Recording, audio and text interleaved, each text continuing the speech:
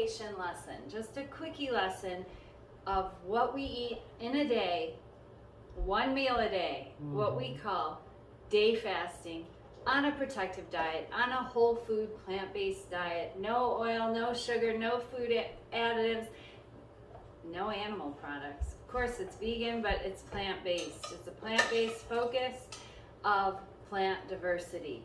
So everyone's always wondering, like, how much do you eat? So I want to share more meals with Jerry and I to show you exactly what we're having, because I'm always testing recipes too. So you'll see a lot of favorites as I share these videos moving forward, because we eat a lot of favorites, but we're always testing something. So we're starting off with the Beauty Broth Hot Pot. This is my, I don't know if I should call it an appetizer. We're also testing bread recipes, always testing something. So these are markers, but you can put that aside, that's great too. So in the bottom of, the Beauty Broth Hot Pot, we use it as a starter like you would a dinner salad, or something to just like, oh my gosh, hit the spot. When we've been fasting, we fast 22 to 24 hours a day, because our meal is 1 hour a day, and it's always at the end of the day at sunset, so that all of our responsibilities are finished. All I have to do is wash up the dishes that you see here, because I clean as I go. And we're having some leftovers tonight too, just to give you a real life example. And it's very fruit forward this time of year with harvest. We're surrounded by grapes and peaches and plums and our first watermelon from the garden. So, and we have another melon here, but I'll show you that. So this is the Beauty Broth Hot Pot, and in here I have mushrooms and carrots and zucchini from the garden, and lots of herbs. And I added some miso paste. That's an option on that recipe. But here I have last night's leftover salad. Surprise. Soggy salad for Julie. And it's not that soggy, actually. It's like romaine lettuce. And I learned to do this like romaine lettuce in hot broth when I worked for the Peninsula Hotel. They are a Chinese-based hotel. Their main branch is in Hong Kong. I was in Chicago. But all the ladies that worked there that were from China, they would never eat raw vegetables. We had an unbelievable cafeteria, and they would take all of the lettuce off of the salad bar, and they would microwave it or hit it with hot broth. So that's where I learned this. And I'm loading this up with these yummy veg that's in here and broth. And this kind of just like fills me up a little bit like a salad would, but it also increases my veg. And that's my goal here, because my healthy gut microbes. Oh, I want to show you Jerry's. He's got a brick of ramen, because Jerry eats more than I do, because I want him to stay larger than I am. And or I should say, I eat less than Jerry, because I want to stay smaller than Jerry, because at one point in my life, I've shared this before, I was over 100 pounds. 100, yeah, over 100 pounds heavier than Jerry. So then, that's what we start off with. And I don't use forks. I eat everything with chopsticks. I love using chopsticks. I'm very skilled with my chopsticks. And the reason I use chopsticks is not to like slow myself down, because I'm really quick with them, but because they were always part of fun food in my childhood, in adulthood, when I get Chinese takeout. And I don't ever get takeout.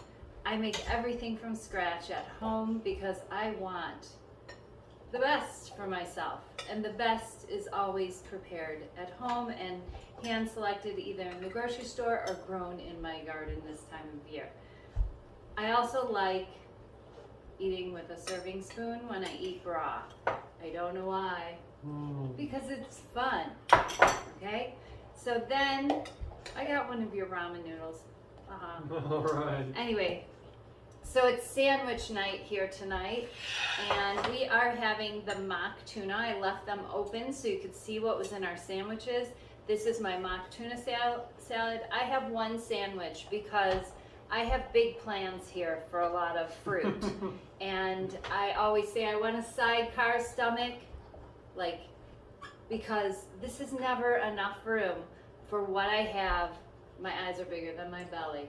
For what I have in mind that I want to consume. And I'm gonna share a lot of the benefits of day fasting in these videos, but I'm also gonna break it up. Like if we were eating this in a 3-meal-a-day program or a 3-meal and snacks, you'll see how it would be more like conservative meals if we broke up this whole meal. This way it's like every night is Thanksgiving, right? Yeah, we're full every night. We're full every night and we feel like, oh wow, yum. Love it. And I prefer that. I like to eat a big meal, to look forward to it. It's all about the anticipation. We talk about that in PD Ed all the time, and I'll be talking about it in future examples of what we eat in a day. Because all of these things impact making this sustainable. I have been day fasting for, it'll be 7 years this coming February. So this is not some like test thing. Right, it's an everyday process.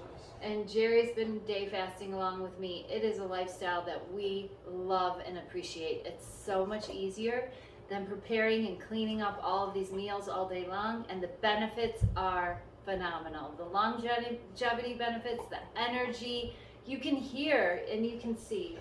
Jerry's, he's ready to settle in and eat. But our energy level's high until we start eating. Yep. And then, okay, so this sandwich, it has this slaw on it, and that's what's here. I'm working on this new recipe, this sandwich slaw for the summer, and it's got cucumbers and julienne veggies, and of course our 7-day sauerkraut that we love so much, pickled jalapenos to spice it up, and cilantro or any herb of choice. But I'll go through this upcoming recipe. This just adds zing and crunch to our salads with the cucumbers coming out of the garden. Oh wow, yum. So then there's Jerry's double decker.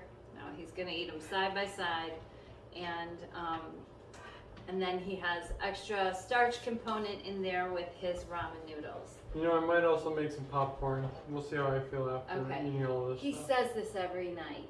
If he doesn't make it to start the meal and then we eat it along with the meal, he never ends up making the popcorn afterward because of the abundance of fruit this time of year. That's more of a winter treat for us. Or if we have friends over, I always throw the air pop popcorn, you know how I do it with the spray bottle of water and the salt, to give them something to nosh on before I start with the first starter.